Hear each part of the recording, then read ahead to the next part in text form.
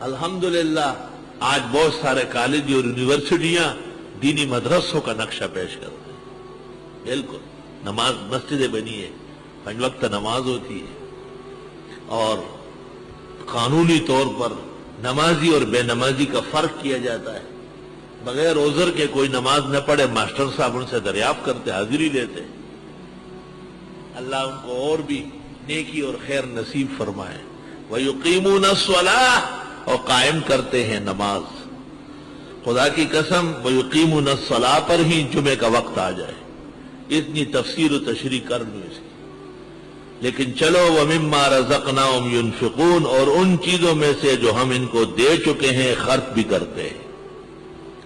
اشارہ فرمایا کہ مال میں نے دیا، دولت میں نے دی، اناج میں نے اگائے، فصلیں میرے حکم پر نکلی، مویشیاں میں نے پیدا کی، سونا اور چاندی میں نے دیا. تم کیا بنا سکتے ہو؟ ایک تو کک نہیں بنا سکتا، ایک ناخن ٹھیک نہیں کر سکتا.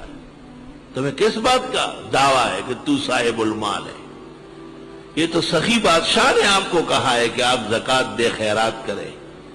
وَمِمَّا رَزَقْنَاهُمْ يُنْفِقُونَ، اور اس مال میں سے جو ہم نے ان کو دیا ہے خرچ بھی کرتے ہیں.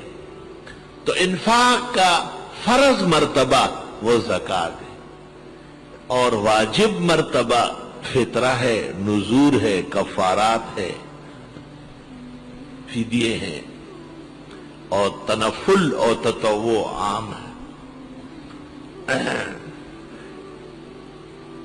قرآن کریم سورۃ حدید میں بالترتیب ارشاد فرمایا ہے. پہلے فرمایا مال ہمارا ہے اور ہمارے حکم سے دے دو نا.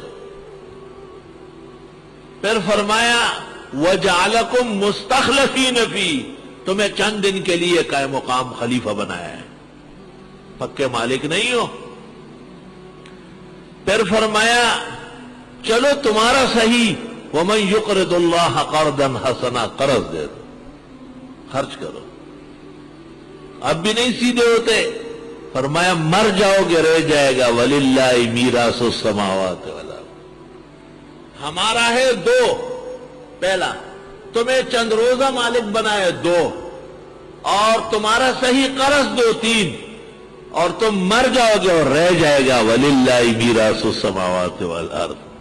مال خرچ کرنا اور مال نکالنا بڑا دل گردہ چاہیے اس کے لیے، اس لیے اس پر زیادہ زور دیا.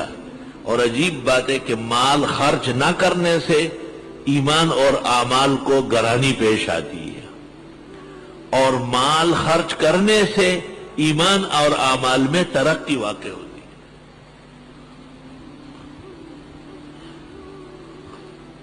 میرے عزیزو، مال کا تعلق خزانوں سے نہیں، مال کا تعلق سخائے قلب سے، سخائے قلب سے.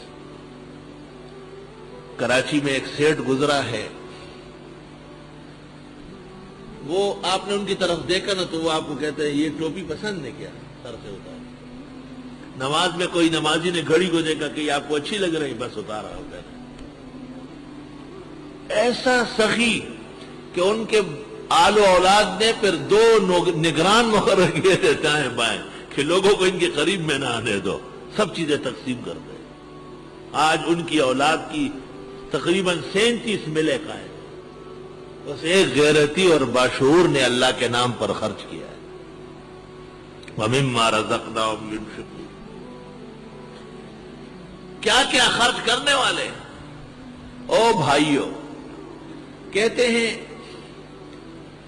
الگ تحقیق بخاری مسلم ہدایہ اور مبسوط بدائے اور تبیین، وہ بھی مخلوق کی لکھی ہوئی ہے، اونچ نیچ تو ہو سکتی ہے، تو کوئی بعید نہیں، مگر شک شبے سے پاک کتاب.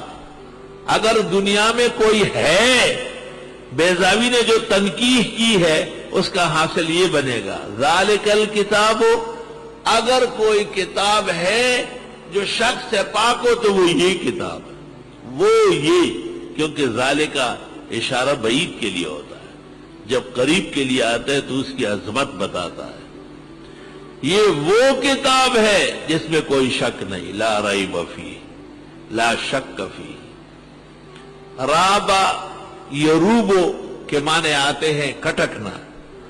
فہم فی ریبہم یترددون، ریب اس شک کو کہتے ہیں جو بڑھتا ہی چلا جاتا ہے، ہر وقت موجود رہتا ہے. سہولت کے لیے حضرات تفسیر نے ریب کا معنی شک سے کیا ہے، لا ریب لا شک. اب یہاں ایک اشکال ہے کہ بھئی وہ تو اس کو آسمانی کتاب نہیں کہتے تھے. ام یقولون افترا، ام یقولون افترا، وہ تو کہتے ہیں یہ پیغمبر نے گھڑ لیا ہے. جواب، شک دو قسم کا ہے، ایک متکلم کو شک ہو اور دوسرا مخاطب کو. متکلم خدا ہے، تنزیل الکتاب لا ریب فیہ من رب العالمین، اللہ رب العالمین کی طرف سے کوئی شک اور کھٹکا نہیں رکھا گیا. الحمدللہ الذی انزل علی عبدہ الکتاب ولم یجعل لہ عوجا، کسی قسم کا کٹکا اور ٹیڑھ اس میں نہیں رکھی. وَإِنَّهُ لَكِتَابٌ عَزِيزٌ، بڑی زوراور کتاب ہے.